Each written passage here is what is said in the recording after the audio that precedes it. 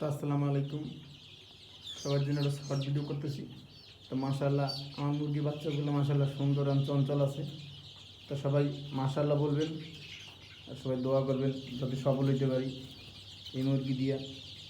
ভাইরা অনেক কষ্টের পর মুরগি উঠেছি, বাচ্চা উঠেছি, বোঝিনি গরিবের কষ্টের জিনিস দিয়ে উঠানো, কষ্টের পয়সা দিয়ে উঠানো।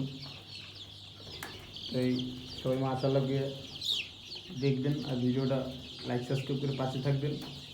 তো আমার ভিডিওটা কেমন হইলো কমেন্ট করে জানাবেন। এটি সব দেশি মুরগির বাচ্চা। তো মাশাআল্লাহ আমার মুরগিগুলো চঞ্চল আছে, ভালো লাগতেছে। আসলে জিনিস ভালো থাকলে গাড়ি হোক, ঘর হোক, মুরগি হোক, যেই হোক, জিনিস ভালো থাকলে সবার কাছে একটু আনন্দ লাগে, ভালো লাগে। তা আমার কাছে ভালো লাগতেছে। তো ভিডিওটা লাইক সাবস্ক্রাইব পাশে থাকবেন, ভালো থাকবেন, সুস্থ থাকবেন। রাখি, আসসালামু আলাইকুম।